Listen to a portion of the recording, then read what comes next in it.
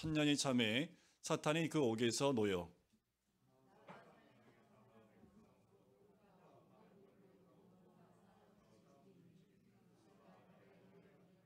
그들이 지면에 널리 퍼져 성도들의 진과 사랑하는 하시는 성을 두루매 하늘에서 불이 내려와 그들을 태워버리고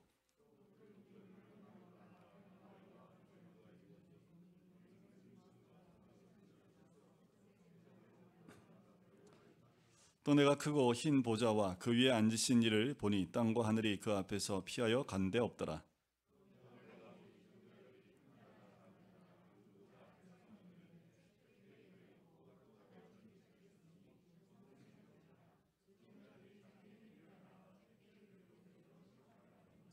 바다가 그 가운데에서 죽은 자들을 내주고 또 사망과 음부도 그 가운데에서 죽은 자들을 내주매 각 사람이 자기의 행위대로 심판을 받고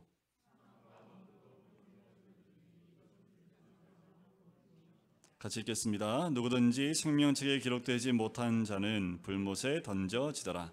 아멘.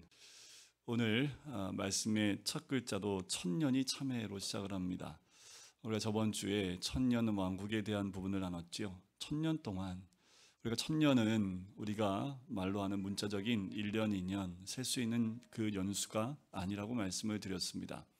우리 모두는 이미 이 천년 왕국 가운데 살고 있다고 말씀을 드렸죠.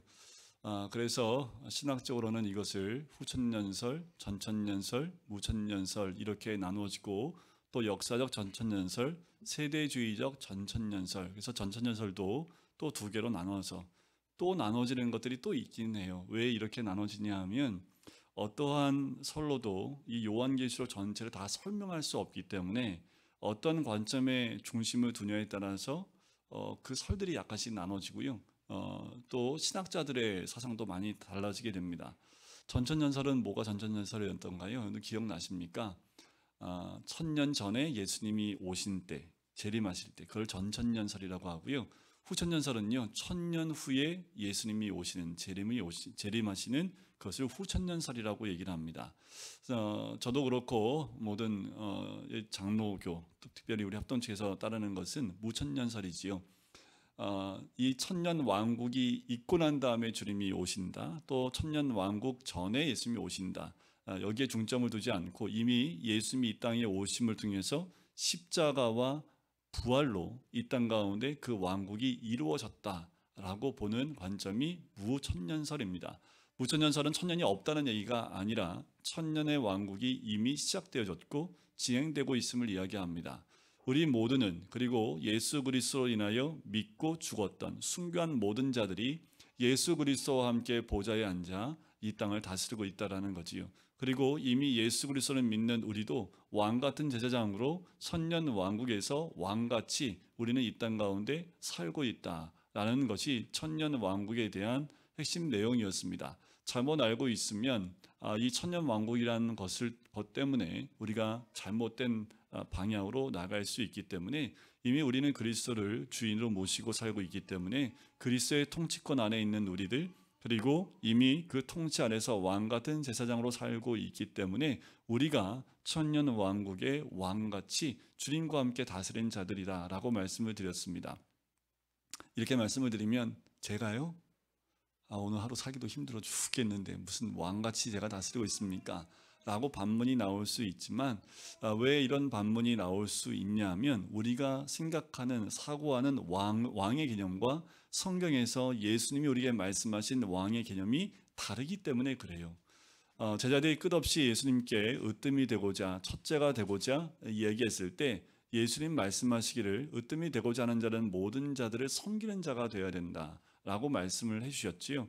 종이 되어야 됨을 이야기해 주셨습니다. 진정한 왕은 종이 되는 거고 섬기는 자가 되는 것이다 라고 말씀을 해주셨습니다. 그러니까 이 땅의 진정한 왕의 다스림은 뭐예요? 섬기는 자다라는 거지요. 우리는 예수님께서 지금도 이 땅을 섬김으로 다스리고 계시고 통치하고 계시는 줄 믿습니다. 우리가 그와 같이 예수 그리스도와 함께 이 땅을 섬기는 자로 서 있다면 우리는 이미 이 땅 가운데 왕 같은 제사장으로 섬김을 하고 있는 자들이라는 거지요. 자, 무엇보다 요한계시록 20장에서 말하고 싶은 진짜 의도는요, 시기와 기간이 본질적인 문제가 아니라는 거예요. 진짜 20장에서 말하고 싶은 것, 특별히 전반부에서 말하고 싶은 것은 반드시 예수님이 오신다라는 겁니다. 이걸 잊지 말라는 거예요. 예수님 반드시 재림하신다라는 겁니다. 그리고 더 중요한 것은 사탄은 이미 치명적인 상처를 입었기 때문에 완전히 결박된 존재와 같다라는 거예요. 이미 이 십자가 위에서 그의 머리는 박살났기 때문에 이미 그의 힘은 다 사라졌고, 또 그는 감옥에 갇혀 있는 것처럼 그렇게 하나님이 가둬버렸다라는 거지요. 하지만 아직 그의 여파가 남아있어서 우리를 미혹하고 또 우리로 하여금 유혹해서 주로부터 떠나게 만드는 그 세력들이 아직 이 땅 가운데 발버둥 치고 있다라고 말씀을 드렸지요. 우는 사자와 같이 우리를 넘어뜨리려 하고 있다라는 겁니다. 거기에 넘어지지 말아야 될 것은 끝이 있고 또 예수 그리스도가 이 땅을 다스리고 있음을 우리가 영적인 눈으로 바라봐야 된다라는 겁니다. 현실은 점점 어두워져 가고 있고 또 세상은 점점 힘들어가고 있지만 그 가운데 이 모든 것을 다스리고 계신 분이 우리 하나님이라는 거예요. 이 모든 것을 통치하고 계신 분이 우리 하나님이라는 거예요. 이 모든 것을 섭리하고 계신 분이 우리 하나님이라는 거지요. 이 믿음 가운데 세상을 바라볼 때에 믿음의 눈으로 바라보실 필요가 있다는 겁니다. 세상이 변화되어지는 모습을 보고 사건 사고를 보고 하나님의 눈으로, 믿음의 눈으로 그 한 가지 한 가지를 바라볼 필요가 있다는 겁니다. 오늘 특별히 이제 흰 보좌 심판, 우리가 알고 있는 백보좌 심판의 이야기가 나옵니다. 그러기 전에 천년이 차고 또 잠시 사단이 노임을 받는 장면이 나오지요. 그 사단이 어떻게 합니까? 많은 사람들을 유혹해서 그들을 끌어모읍니다. 그리고 그들과 함께 와서 하나님, 바로 주님과 함께 싸움을 하려고 하지요. 진을 둘러싸고 사랑하시는 성을 둘러싸요. 그 전쟁의 사건들이 일어납니다. 근데 한순간 하나님 어떻게 해요? 불을 내려서 그들을 완전히 패배시켜버리고, 그리고 난 다음에 백보자 심판 가운데 그들 모두가 나와요. 사망과 음부가 죽은 자를 다 토해냅니다. 그래서 그들의 행위대로 적혀있는 그 책들대로 심판을 받는 장면이 나옵니다. 오늘은 그래요. 사탄이 완전한 패배 가운데 갑니다. 그가 잠깐 놓여서 더 많은 자기 백성을 만들고 이기려고 했지만 하나님의 통치 아래서는 이길 수 있는 방법이 없지요. 하지만 끝까지 발악하는 사탄은 결국 하나님의 심판 가운데 완전히 박살나고 다 깨져버립니다. 그리고 결국은 그 보좌 앞에, 심판 앞에 서게 되는, 그들의 행위대로 심판받는 장면이 나옵니다. 우리가 두렵고 떨림으로 오늘 말씀을 봐야겠지요. 우리는 과연 어느 책에 기록되어 있는지 보실 필요가 있지요. 우리가 알고 있는 생명책에 내가 기록되어 있는지, 아니면 우리의 행위대로 갚아줄 그 책들 가운데 우리 행위가 낱낱이 적혀져 있는 그 자리에 있는지 우리 스스로가 돌이켜볼 필요가 있습니다. 자, 이 장면들이 수도 없이 굉장히 빠르게 진행이 되지요. 특별히 이 사단과의 전쟁에 하는 장면들을 보면 굉장히 빠르게 전개되는 것을 보게 됩니다. 마치 이런 거예요. 전쟁하는 영화를 보면, 전쟁하는 영화가 이게 시간대별로 전쟁의 사건들을 막 진행시키는 것도 있지만 더 급박한 그 싸움을 묘사하기 위해서 어떻게 합니까? 동일한 시간에 여러 군데에서 일어나고 있는 그 전쟁을 동시에 보여주는 거예요. 한 시간 안에 일어나는 전쟁을, 여러 부분에서 이루어지는 그 전쟁들을 여러 각도로 보면서 동시에 보여주는 거죠. 그러니까 정신이 없지요. 그런데 그냥 긴박하게 전쟁이 일어나는 것을 봐요. 그래서 전쟁을 보면서 좀 어려운 건 뭐냐 하면, 이게 시간대로 보기 시작하면 굉장히 헷갈리는데 이걸 통전적으로 위에서 보면서 동시에 전쟁이 진행되는 모습을 보면 굉장히 스펙타클한 모습으로 받아들일 수 있지요. 오늘 요한계시록에 나오는, 특별히 20장에 나오는 이 싸움이 그와 같습니다. 특별히 원어에 보면 이 싸움을 전쟁 간에, 국가 간에 일어나는 전쟁을 의미하는 단어로 쓰여요. 근데 더 놀라운 건 뭐냐 하면 한국말에는 그라는 단어를 잘 안 씁니다. 그냥 전쟁, 싸움 이렇게 나오지요. 그런데 영어권에 가면 정확하게 그 정관사가 붙냐 안 붙냐에 따라서 싸움의 내용이 달라집니다. 그런데 이 본문에 보면 이 헬라말로 적혀있는 이 싸움이라는, 전쟁이라는 그 단어 앞에 정확하게 정관사가 붙어 있습니다. 그 말은 뭐예요? 어떤 전쟁을 얘기하죠. 그 전쟁을 의미합니다. 그 말은 이미 앞에 나온 그 전쟁을 얘기하는 거예요. 앞에서 전쟁이 끝났고 다음 전쟁이 나오는 것이 아니라 16장에 아마겟돈을 준비하기 위해서 미혹하여 왕들이 몰려올 수 있도록 아마겟돈 준비했던 그 전쟁. 19장에서 백마 탄 그리스도와 그와 군대들, 그리고 그 반대편에 사단과 그리고 거짓 선지자들과 그 짐승들과 함께 유혹되어 일어나는 수많은 군대들과의 전쟁, 16장과 19장에 나와 있는 그 전쟁, 바로 20장에 나오는 바로 그 싸움이라는 이야기를 우리에게 얘기해 주고 있는 거예요. 그래서 선년이 참에 사탄이 옥에서 놓인다라고 얘기를 하지요. 우리는 이 1000년 동안 주님과 함께 왕 노릇하지요. 하지만 주님이 오실 마지막 때에는 잠시 사탄이 노임을 받게 됩니다. 그래서 전쟁이 일어나게 된다라는 거지요. 자, 이 전쟁들을 보면 16장과 19장과 20장에 나오는 바로 그 전쟁, 똑같은 전쟁인데 바라보고 주목하는 것이 서로 다른 것을 보게 돼요. 16장에는요, 무엇에 주목하냐 하면 천하 왕들에 주목합니다. 19장은요, 그리스도와 대적하는 짐승과 거짓 선지자의 최후에 집중을 하고 있어요. 20장은요, 이제 마지막 주님 오시기 직전에 있을 마지막 전쟁이라는 것에 그 주목을 하고 있다라는 거지요. 사탄은 무저갱에 결박되어 있었기에 직접 나서지 못하고 그 하수인 짐승과 거짓 선지자를 통해서 세상을 미혹하고 성도들을 핍박하며 활동을 했었지요. 이제 사탄이 잠깐 놓이면서 더 많은 자들을 미혹하기 시작을 합니다. 많은 사람들을 모아서 이 전쟁에 나가도록 이들이 무저갱에서 풀린 사탄이 더 사람들을 모으기 시작을 합니다. 사람들을 미혹하기 시작을 해요. 얼마나 미혹을 했는지 8절 뒤에 보세요. 그 수가 몇이에요? 그 수가 만만이라 천천이라 아니요. 그 수가 바다의 모래 같으리라. 여러분들 이 표현이요, 원래 누구한테 쓴 표현인 줄 아세요? 아브라함한테 하나님 복 주실 때 내 자손이 바다의 모래와 같으리라. 그렇게 축복된 말씀인데 사단이 이걸 어떻게 인용합니까? 네, 자신을 따르는 사람들을 하나님의 축복된 메시지로 현혹하여 모래와 같다는 표현으로 쓰고 있는 것을 보게 돼요. 또 본문에 보면 사방의 백성을 곡과 마곡이라고 얘기합니다. 곡과 마곡을 미혹하고라는 말이 나오지요. 이 표현은 에스겔 38장과 39장에 그대로 나와 있는 말씀이에요. 곡은 북쪽, 곧 로스, 메색, 두발 지역의 왕을 가리키고요. 마곡은 곡의 땅, 곡의 땅이라는 뜻을 가지고 있습니다. 자, 에스겔 38장 39장에는 종말의 곡이라는 왕이 싸우러 왔다가 하나님의 심판을 받는 장면이 예고되어 있습니다. 그게 에스겔 38장과 39장이에요. 오늘 본문은 그것이 이루어진 것을 우리에게 보여주고 있지요. 예언처럼 나왔던 그 말씀 그대로 마지막 때에 이렇게 이루어진다. 그 전쟁이 성취된다라는 것을 제시해주고 있습니다.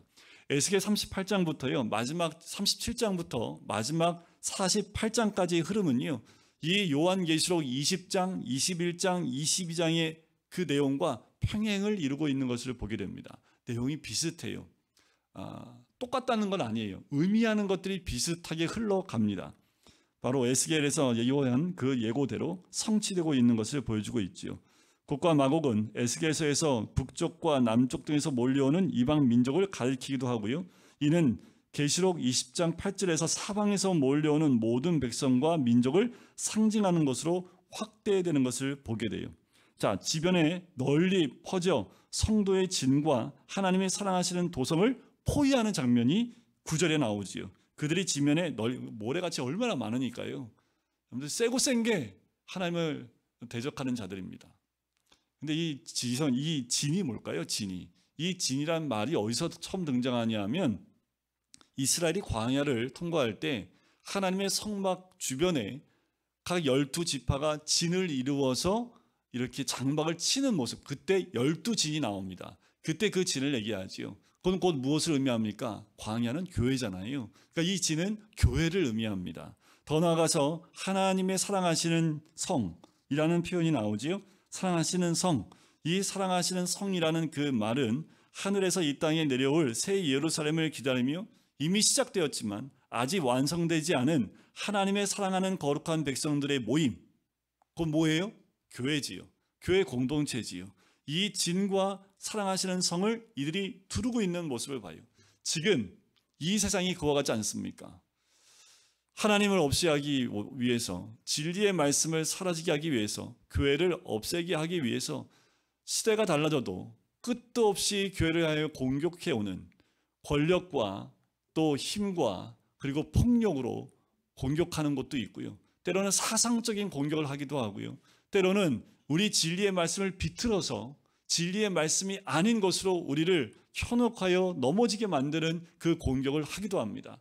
특별히 한국 땅, 아마 전 세계적으로 현대에 들어오면서 가장 집중적으로 공격하고 있는 게 뭐냐면 성을 무너뜨려 버립니다. 하나님 만드신 성은 딱 두 가지입니다. 남성과 여성이지요. 이 성을 무너뜨려 버립니다. 그래서 차별금지법이라는 걸 통해서 공개적으로 성을 다 무너뜨려 버리고 세상에서 하나님 만든 성 말고 다른 성이 있다는 것을 인정하게 하고 동성애에 대해서 말하지 못하도록 입을 막아버리는 법안들을 통과시킵니다. 이미 유럽은 다 통과가 됐지요. 그래서 교회 안에서 목사들이 동성애에 대한 말을 할 수 없습니다. 교회 안에서 우리 아이들에 대해서 동성애에 대한 교육을 시키면 다 감옥 갑니다. 지금 유럽에 있는 교회들이 다 어떻게 됐던가요? 다 텅텅 비어지기 시작을 합니다. 하나님 말씀을 말씀대로 선포하지 못하고 죄가 죄임을 선포하지 못하니까 교회가 넘어지기 시작한 거지요. 지금 한국 땅에도 동일하게 이런 공격들이 들어오고 있습니다. 차별금지법을 왜 그렇게 정치에서 법적으로 만들려고 애를 쓸까요? 우리가 길거리에 플랜카드 들고 동성애자를 혐오하고 있습니까?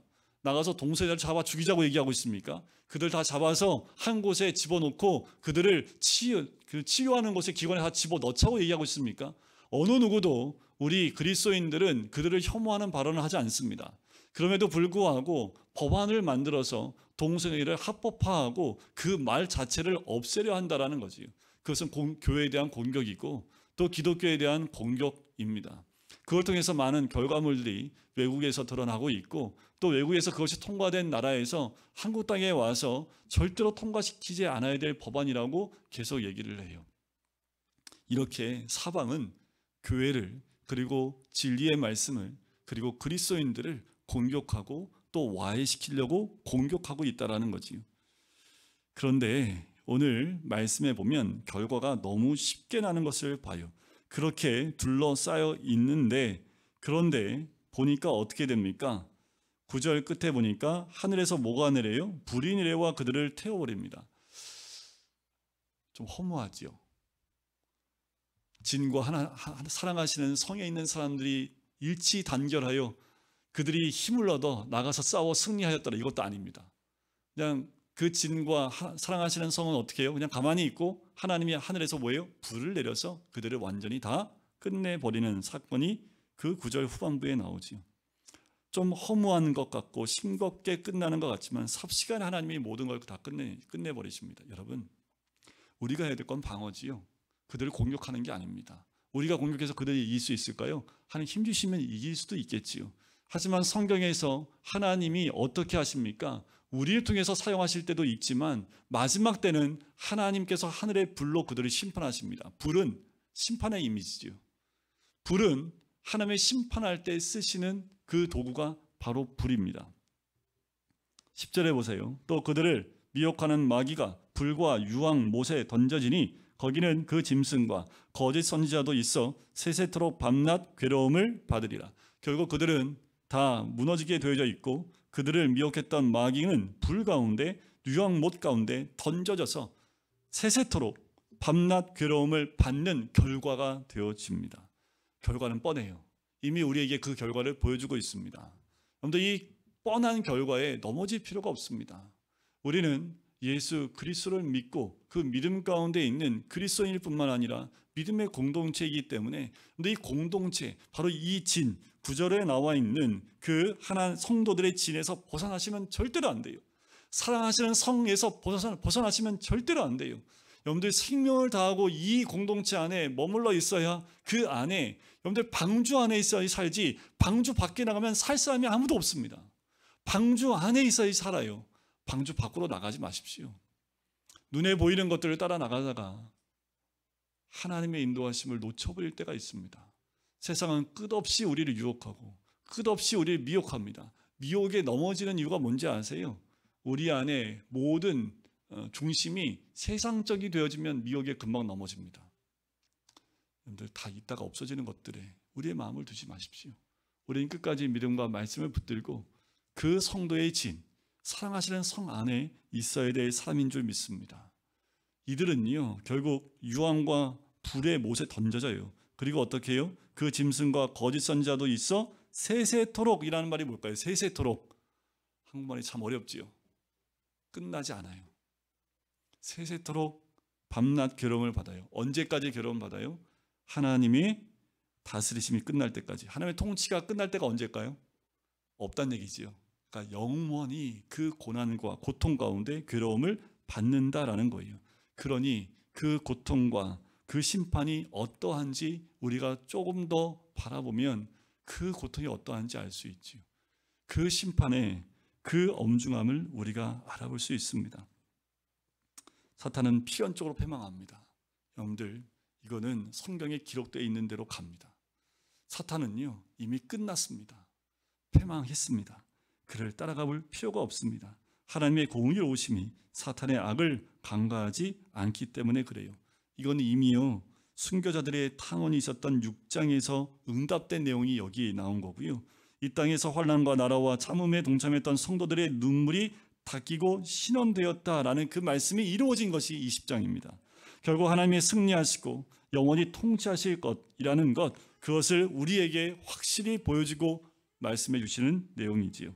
지금은 그리스도의 천년 통치가 펼쳐지고 있는 때입니다. 사단은 아직 무정의 가운데 결박 땅에 있지만 아직 미혹하는 영들이 있고, 결국 마지막 때에 주님 오실 때에 본격적으로 미혹하는 그 미혹의 영이 이 땅 가운데 풀리게 되면 교회와 성도는 전례 없는 환난과 미혹에 직면하게 됩니다.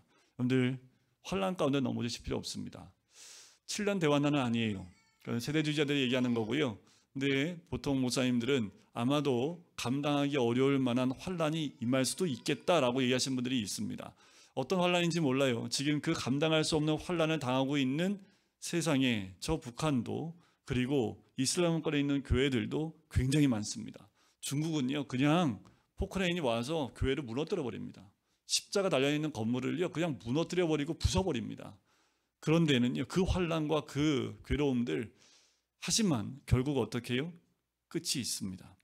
하나님이 그 모든 것 가운데 넘어지지 말라고 우리에게 말씀하는 거지요. 때가 가까이 올수록 사탄 최후의 전쟁도 다가옵니다. 우리가 대비해야 될 건 뭘까요? 환난 가운데 깨어서 분별의 영이 있어야겠지요. 그리고 우리는 세마포 옷을 입고 주님께 순결과 또 성결함으로 말씀 가운데 서 있는 우리의 모습, 그것이 이 땅을 다스리는 하나님의 손길이지요. 자, 이것이 끝나고 11절부터는 사탄이 불과 유황못에 던져져서 영원한 형벌을 받고 난 이후에 사탄을 따랐던 이들을 비롯한 온 인류가 하나님의 크고 흰 보좌 앞에 나와서 심판을 받는 장면이 나와요. 자, 우리도 이 심판 앞에 나갑니다. 두려우세요? 감사하세요? 이게 백보자 심판하니까 다들 어이구, 내가 똑바로 살았나? 뭐 이런 거 막 머릿속에 막 떠오르고 막 그렇게 하실 텐데, 자, 심판한 장면이 11절에 나오지요. 또 내가 크고 흰 보좌와 그에 앉으신 이를 보니 땅과 하늘이 그 앞에서 피하여 간데 없더라. 자, 흰 보좌, 백보자 심판이라고 하는데, 크다라는 것은 보좌의 광대함과 위엄을 나타내고요, 흰색은 순결함과 거룩함 그리고 승리함을 나타냅니다. 흰 보좌와 그 위에 앉으신 이는 다니엘서에 묘사하는 옛적부터 항상 계실 뿐 아니라 보좌에 자정하셔서 심판을 베푸시는 하나님의 그 모습을 반영하고 있는 거예요. 이미 다니엘서 7장 가운데 이 모습이 그대로 드러나 있습니다. 자, 그런데 중요한 것은 왜 보좌가 등장하는가 하는 거예요. 이 보좌라는 말을 사도 요한을 통해서 이때 써줬을 때 이것이 과연 어떤 의미였을까? 요한이 유배되어 이 환상을 보고 요한계시록을 쓸 때 시대적 정황을 우리가 보게 되면 이 백보자 심판의 그 보좌의 의미가 더 확 다가올 수 있지요. 자, 지금은 보좌라고 하면 우리는 잘 감이 없지요. 하지만 이때 당시에 모든 길은 다 어디로 통했을까요? 로마로 통하지요. 모든 권력은 다 어디 있어요? 로마에 집중되어 있습니다. 그러니까 모든 로마의 제국에 편입되어 있는 모든 국민들은 세계의 중심은 로마다라고 생각합니다. 아니요, 정확하지 않습니다. 세계의 중심은 로마 안에 있는 황제의 보좌입니다. 그 보좌에 모든 권력과 힘이 집중되어져 있지요. 황제가 통치할 때에 앉는 그 보좌가 세상의 중심 중에도 중심이었고요. 이 보좌에는 세 가지 개념을 가지고 있습니다. 첫 번째는 세상의 역사와 나라의 모든 통치는 이 보좌로부터 시작된다는 거예요. 두 번째는 모든 최종적 심판은 황제의 보좌로부터 나온다는 거예요. 세 번째, 모든 영광은 로마의 황제에게로 라는 의미가 있습니다. 그런데 성경은요, 말씀은요, 요한계시록에 주는 이 계시의 말씀은 이걸 뒤엎어버립니다. 아니다라는 거예요. 로마 황제가 앉는 보좌는 아니라는 겁니다. 너희들이 헛것을 보고 있다라는 거지요. 진정한 보좌는 어디에 있어요? 하나님 보좌에 있다라는 거지요.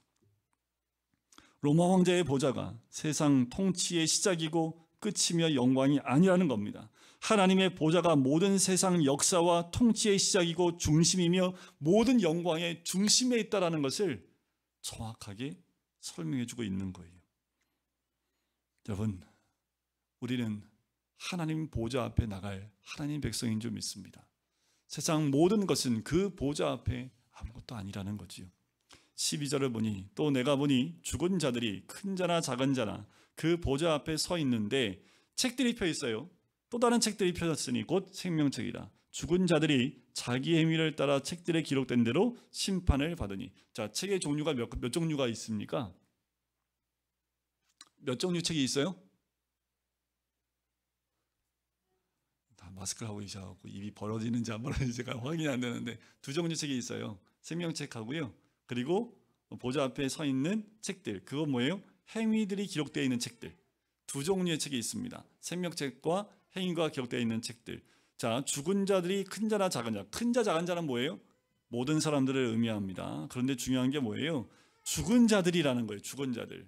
그럼 죽은 자들은 우리도 나중에 죽지요? 아니요. 그리스도 안에서 믿음 있는 자들은 죽는다는 표현을 안 합니다. 그리스도 안에서 잔다라고 얘기를 해요. 그럼 누가 죽냐 하면 믿음 가운데 있지 않는 자들은 다 죽는다고 표현을 합니다. 그럼 여기서 죽는 자들은 누구를 의미해요? 믿음이 없는 사람들. 그 사람들이 큰 자나 작은 자나 보좌 앞에 서 있게 된다라는 거지요. 불신 영혼을 의미하고 있는 거예요. 이들이 보좌 앞에 서 있는데 책들이 펴져 있습니다.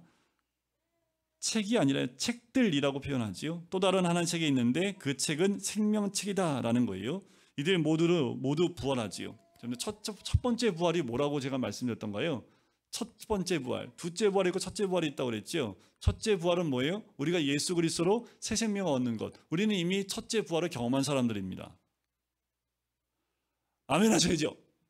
제가 여러분들 눈치 보게 만들지 마시고 첫째 부활을 경험하신 분들이잖아요. 왜요? 예수 그리스도를 믿음으로 거듭났기 때문에 죄와 허물로 죽은 인생이 아니라 이제 죽을 인생이었지만 예수 그리스도를 믿으면 어떻게 해요? 새 생명을 얻었기 때문에 우리는 첫 번째 부활에 동참한 자들입니다. 두 번째 부활은요, 마지막 때 주님이 오시면 그때 재림으로 인해서 다시 부활하는 거지요.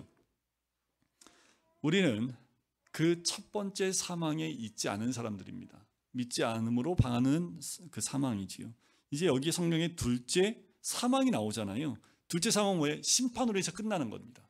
심판에 의해서 완벽하게 모든 것이 끝나 이제 믿지 않는 자들이 가는 것, 그리고 사단이 가는 것, 그것이 둘째 사망이에요.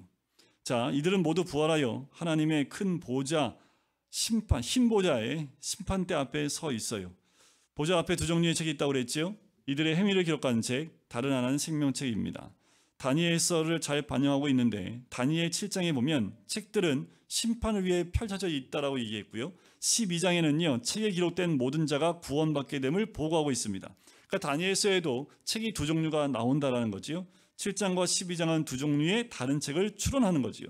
하나는 심판을 위해 행위를 기록한 책이고 다른 하나는 구원받을 자의 이름을 기록한 생명책입니다.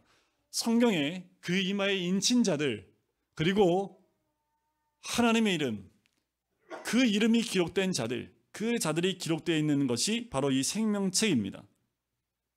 자기 행위를 따라 책들에 기록된 대로 심판을 받는다라고 얘기하지요. 책들에 기록된 대로라는 말은 하나님이 실수가 없으신 분이라는 것을 우리에게 알려주고 있는 거예요. 여러분, 우리는 어디에 이름이 적혀 있습니까? 행위가 적혀 있는 그 책이 기록되어 있습니까? 생명책에 이름이 기록되어 있습니까? 모르겠는데요. 이러면 안 된다는 거예요. 모르겠다는 얘기는 뭐예요? 행위가 나오니까 또 헷갈려요. 구원 받으셨습니까? 그러면 구원 받은 것 같긴 한데 제가 오늘도 생각해 보니까 또 계속 우리가 헷갈리는 게 뭐예요? 이 행위에 많이 헷갈리고 있는 것을 보게 돼요. 그런데 우리 행위로 구원받으면 구원받을 자 한 명도 없습니다. 구원은 믿음으로 받는 거지 행위로 받는 게 아니에요. 그 이후에 여러 가지 것들을 따지고 싶으시면 저를 개인적으로 찾아오시면 설명을 해드리겠습니다. 여러분들 믿음으로 구원을 받기 때문에 생명책의 이름이 기록되는 것은 그리스도의 십자가의 보혈을 의지하여 그 생명책의 이름이 기록된 거예요. 여러분들 이 뒤에 21장에 보면 그 생명책 앞에 뭐라고 기록되어 있냐면 어린 양의 생명책이라고 기록되어 있어요. 우리는 어린 양의 보혈로 구원받은 백성으로 그 생명책에 기록되어 있는 자들입니다. 우리의 행위로는 그 생명책의 이름을 올릴 수가 없어요. 하나님이 아시기 때문에 예수 그리스도의 보혈과 그 죽음과 부활로 우리의 모든 죄를 다 눈 감아주시고 탕감해주시고 기록을 다 지워버리셨습니다. 그래서 우리는 생명책의 이름이 기록되어져 있는 거지요. 마지막 때는요, 생명책의 이름이 기록된 자들이든 행위가 기록된 책들에 기록된 자들이든 다 하나님의 보좌 앞에 갑니다. 선악간에 몸을 행한 모든 것을 따라 심판을 받게 되어져 있습니다. 14절에 보면 사망과 음부도 불못에 던져지니 이것은 둘째 사망 곧 불못이라, 완전히 끝나는 거예요.